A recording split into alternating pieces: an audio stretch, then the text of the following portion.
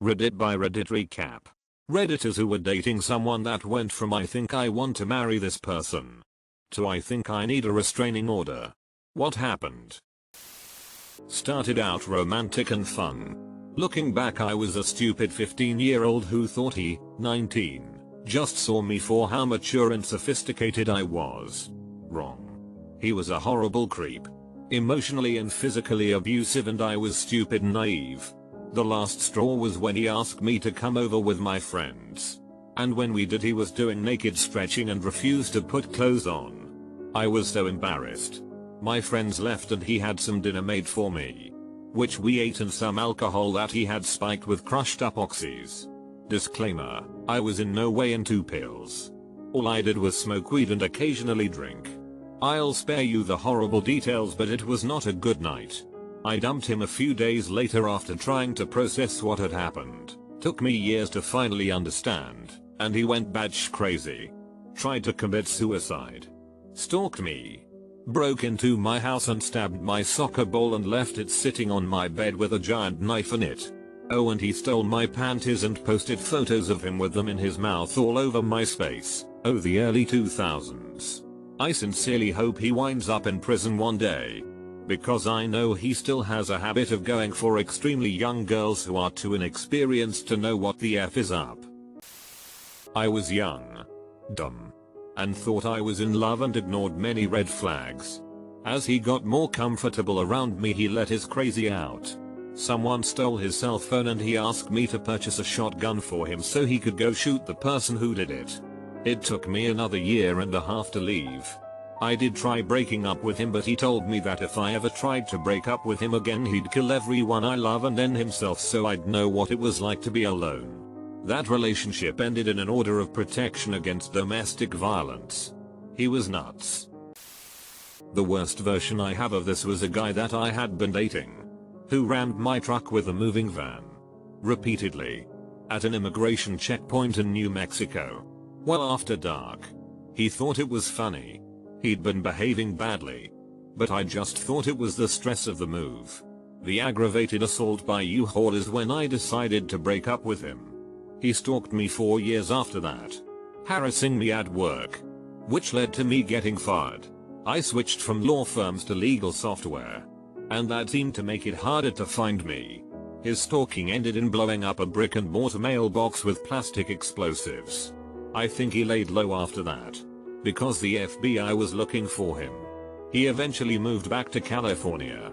Years later, an ex-girlfriend of his contacted me about 7 years later when she was settling his estate. She wanted to make sure there weren't any children. Started dating not long after a previous relationship. At first everything was amazing and I did everything for this girl.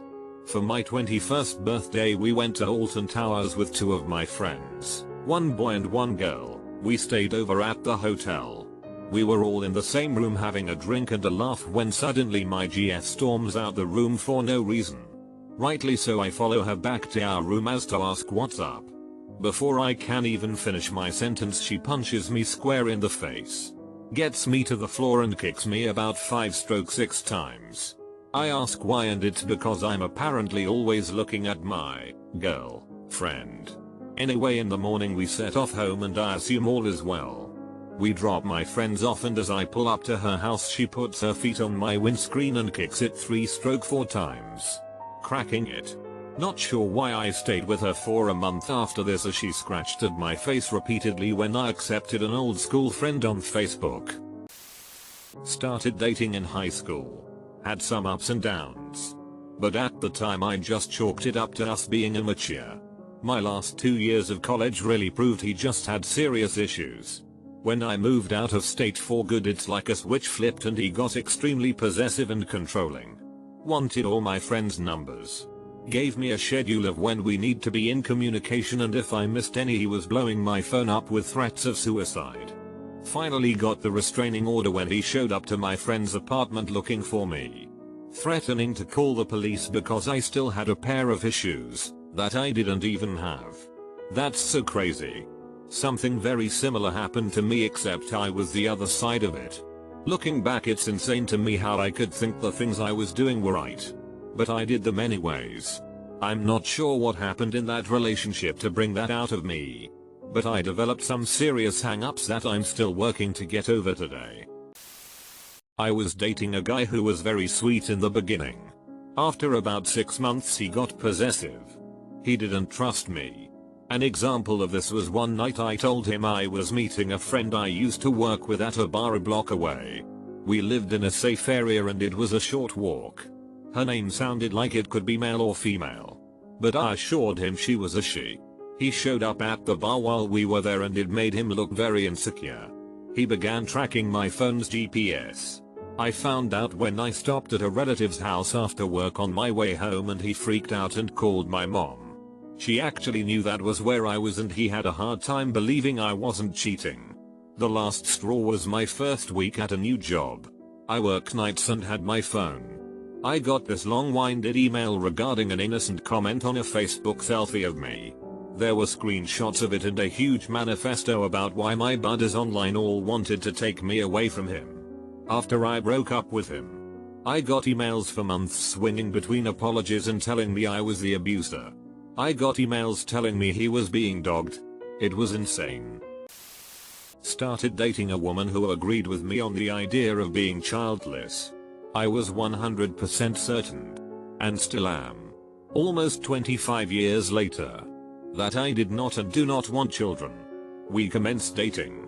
2 months into dating, she told me that I had to quit my job that paid very well and get an even higher paying job immediately if not sooner.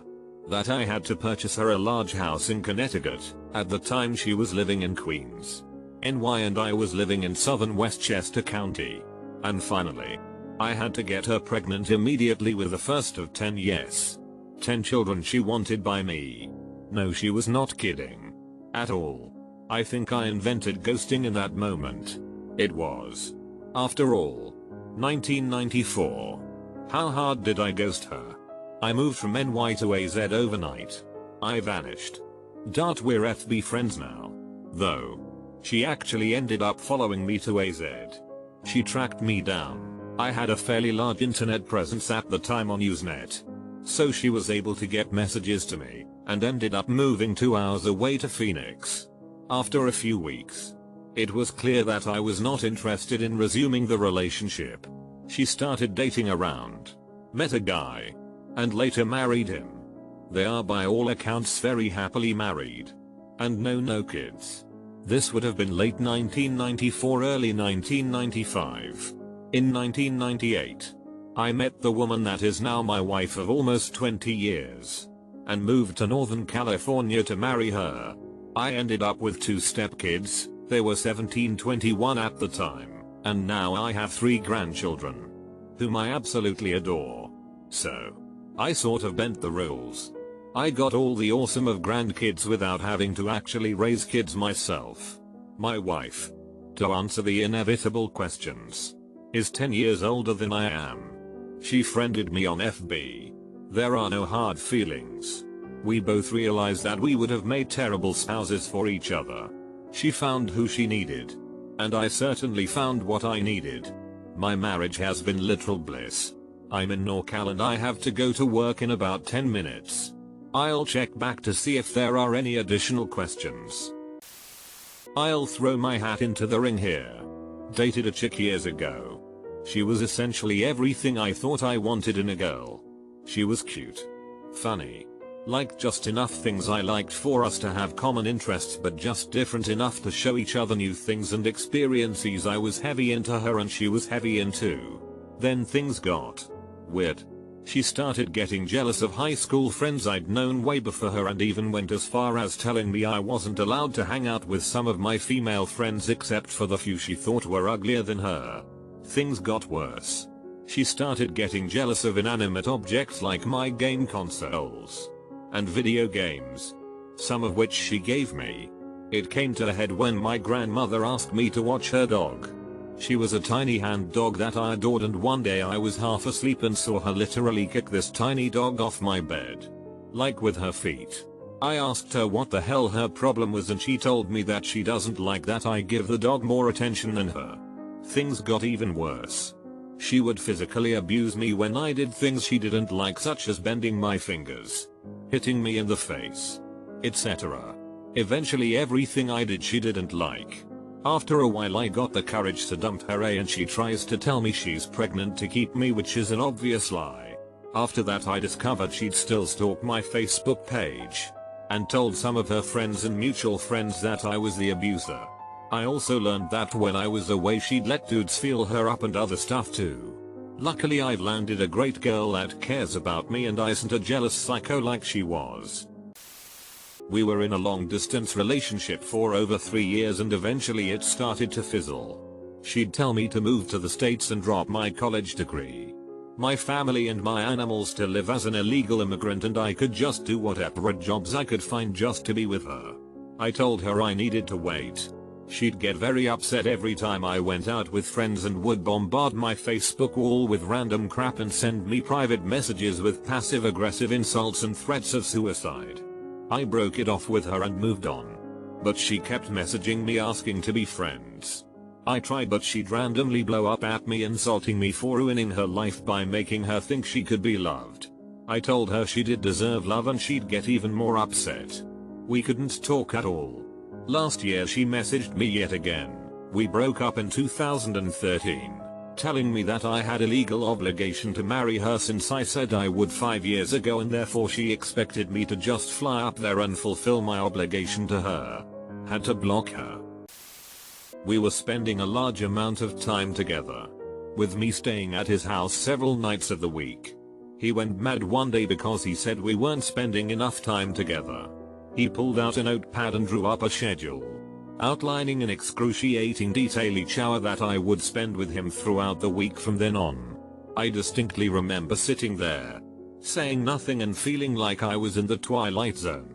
Things got significantly crazier from then on, but this moment always sticks out in my mind. I graduated. She wanted to transfer schools. So we moved to a college town where she told me she'd been accepted as a transfer. Turns out she hadn't been accepted.